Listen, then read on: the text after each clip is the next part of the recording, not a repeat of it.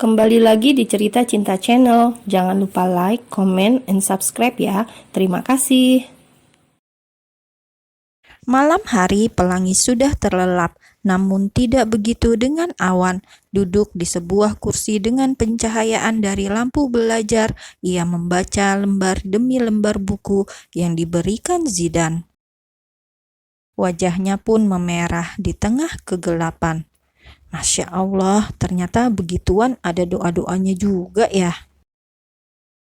Assalamualaikum Hani, bisikan lembut itu menjadi sambutan pertama pelangi. Jika biasanya pelangi yang membangunkan Awan, pagi ini Awanlah yang membangunkan pelangi dari tidurnya dengan cara yang sama ketika pelangi membangunkannya. Waalaikumsalam Habi, balasnya dengan suara serak. Awan duduk di tepi pembaringan dan membelai rambut istrinya. Ia kecup kening sang istri. Ayah sama Zidan sholat di masjid, kita sholatnya di kamar saja ya. Iya Habi, Awan tertawa kecil. Pelangi menjawab dengan mata yang masih tertutup rapat. Awan beranjak keluar kamar untuk mensucikan diri. Beberapa menit kemudian, ia kembali ke kamar dan mendapati Pelangi masih betah dalam balutan selimut. Pelangi, tangan Pelangi terangkat mengusap wajah sambil menguap kecil. Kelopak matanya terbuka secara perlahan. Hal pertama yang hadir dalam pandangannya adalah wajah tampan suaminya. Tubuh kokoh itu sudah terbalut baju koko berwarna putih lengkap dengan sarung dan peci.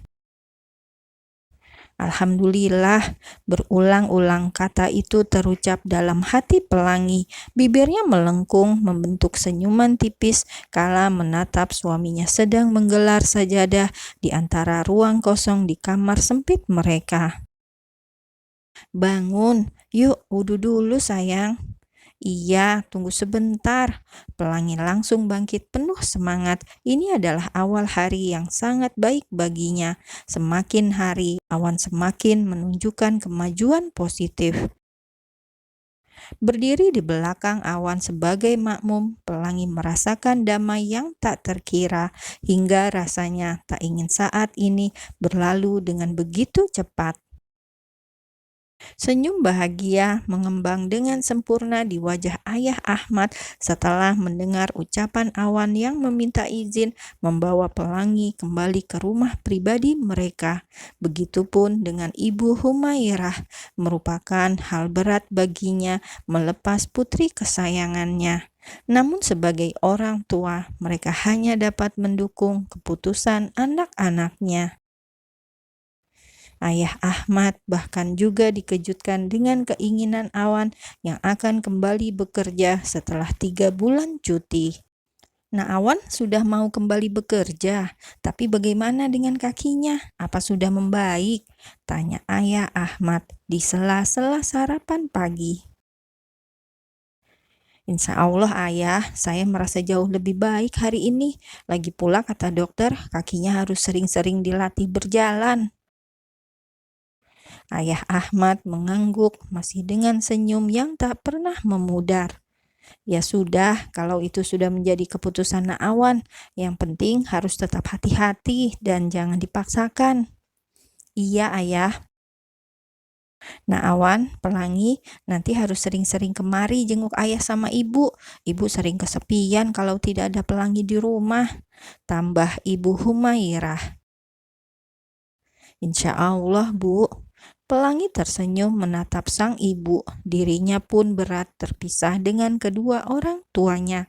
Tetapi kini yang menjadi prioritas utamanya adalah sang suami. Kenapa wajah kamu pucat? Kamu sakit?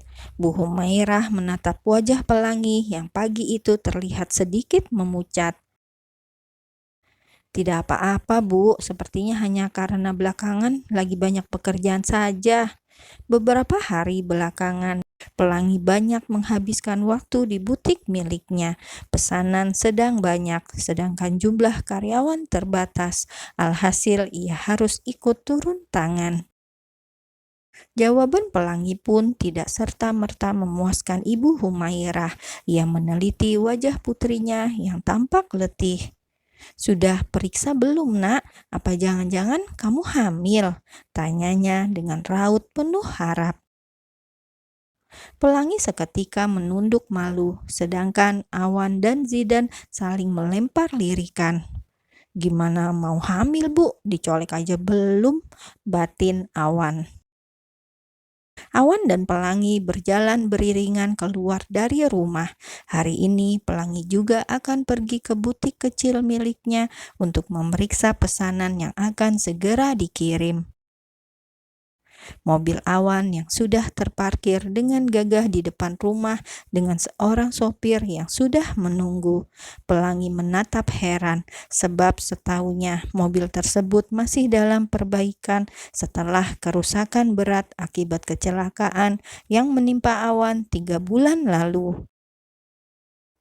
Mobil melaju membelah keramaian jalan. Awan memijat lengan Pelangi demi mengurangi rasa letih yang membelenggu tubuh wanita itu. "Habis ini jangan terima banyak pesanan lagi ya. Lihat kan, kamu jadi capek sendiri. Anggap saja ini berkah untuk anak-anak. Kalau banyak pesanan, penghasilan mereka lebih banyak juga." "Memang pesanan dari mana sih sebanyak itu?" "Aku juga tidak tahu. April bilang orang dari Malaysia." Awan memutar bola mata dengan malas. "Kenapa gue malah ingatnya si Bandar Korma ya?" Kesal setiap kali teringat Guntur, tanpa sadar Awan menekan lengan istrinya kuat-kuat, seolah sedang meremas tubuh rivalnya. "Ah, sakit!" pekik Pelangi langsung mengusap lengannya. Tersadar, Awan pun gelagapan, ikut mengusap-usap lengan Pelangi dengan lembut. "Maaf, tidak sengaja. Sakit ya?" Pelangi mengangguk pasrah sebagai jawaban, hingga beberapa saat kemudian mobil terhenti di depan sebuah kawasan pertokoan. "Habis asar aku jemput ya." "Iya Mas, hati-hati di jalan."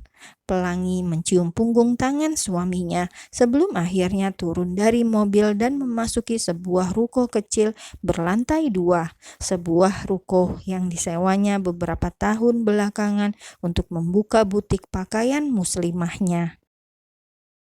Awan disambut beberapa rekan kerjanya begitu tiba di kantor.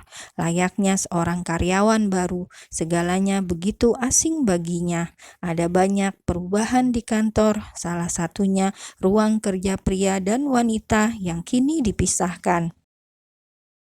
"Ger, 3 bulan tidak masuk kerja, banyak perubahan ya?" "Iya, sejak Dirut diganti minggu lalu," jawab Gary, salah seorang rekannya. "Ada banyak perubahan." "Tidak apa-apa selama perubahan masih mengarah ke hal positif." "Kakimu bagaimana, Wan? Sudah mendingan?"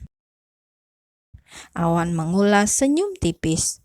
"Alhamdulillah bisa jalan tanpa tongkat, tapi masih sering kram kalau kelamaan berdiri." "Selamat pagi semua." Suara tak asing yang menyapa itu membuat Awan menoleh. Mendadak senyum di bibirnya meredup menatap pria berwajah Timur Tengah yang baru saja bergabung bersama mereka.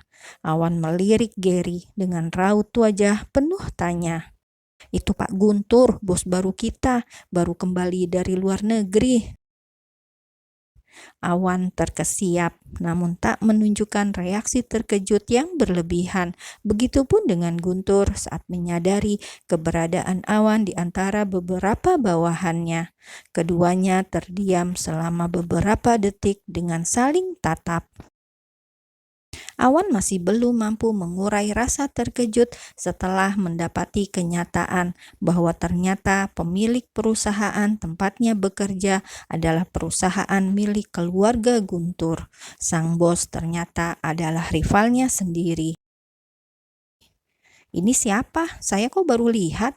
Sorot mata penuh tanya Guntur terarah kepada seorang pria yang berdiri tepat di sampingnya.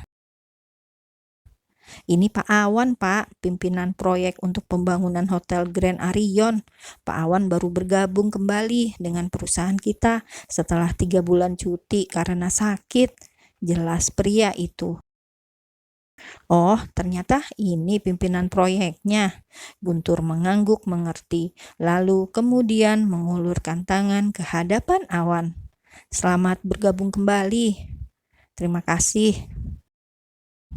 Senyum tipis terlihat di sudut bibirnya, lalu kembali menatap pria yang merupakan asistennya. Pak Muiz bisa ikut ke ruangan saya? Bisa, Pak, jawabnya cepat. Pak Awan, selamat bekerja kembali. Saya mau ikut Pak Guntur sebentar. Awan membuang nafas panjang menatap punggung Guntur yang kemudian beranjak menuju sebuah ruangan, sebuah kejutan pagi yang kurang menyenangkan. Kamu sudah kenal sebelumnya dengan Pak Guntur? Pertanyaan Gary berhasil mengalihkan perhatian Awan. Tidak, tapi kenapa seperti sudah kenal lama? Bahu Awan terangkat sebagai jawaban, lalu kemudian memilih kembali ke ruangannya sendiri. Hari ini Awan akan cukup disibukkan dengan pekerjaan. 3 bulan istirahat membuatnya cukup repot dengan pekerjaan yang menumpuk. Pembangunan hotel mewah tersebut sepenuhnya merupakan tanggung jawabnya dan tidak lama lagi akan mulai proses pembangunan. Pagi pun bergerak menuju siang, namun Awan masih duduk dengan tatapan lurus ke layar komputer. Beruntung tadi pelangi sempat membuatkannya bekal makan siang, sehingga tidak perlu keluar kantor untuk makan siang. Pak Muiz, apa Pak Awan itu sudah lama bekerja di sini? Tanya Guntur sesaat setelah memeriksa beberapa berkas penting. Lumayan lama, Pak, sekitar 6 tahunan, jawabnya. Bagaimana kinerjanya? Kalau menurut saya, Pak Awan bekerja cukup baik dan sangat profesional. Loyalitasnya terhadap perusahaan tidak diragukan lagi. Selain itu, dia cukup bertanggung jawab, walaupun kemarin dalam keadaan sakit, tapi tetap menyelesaikan perencanaan desain bangunan, walaupun sebelumnya sempat terjadi beberapa masalah. Masalah apa? Guntur tampak semakin penasaran. Pihak PT Inco sempat ingin membatalkan kerjasama dengan kita dan memberikan proyek pembangunan hotel ke perusahaan lain. Loh, memangnya kenapa? Apa ada masalah? Raut wajah pria itu pun berubah serius. Menurut kabar yang beredar, Pak Awan menjalin hubungan dengan anak tunggal pemilik Inco, Bu Priska, yang sekarang menduduki salah satu posisi manajer di perusahaan itu. Dia menjalin hubungan dengan Priska? Benar, Pak. Bahkan sebelum kecelakaan, Pak Awan sempat terlibat adu mulut dengan Bu Priska di lobi. Alis Guntur berkerut, semakin penasaran namun berusaha disembunyikan. Baik, terima kasih infonya, Pak. Jangan sampai ada yang tahu kalau saya bertanya ke Pak Muiz ya. Baik, Pak. Pak Muiz boleh kembali bekerja. Kalau begitu, saya permisi. Sesaat setelah Pak Muiz keluar dari ruangan pribadinya, Guntur segera mengeluarkan ponsel dari saku jasnya dan kemudian menghubungi seseorang. Bim, saya mau kamu cari info selengkapnya tentang seseorang. Siang ini saya akan kirimkan datanya ke kamu. Baik, terima kasih. Lanjutnya.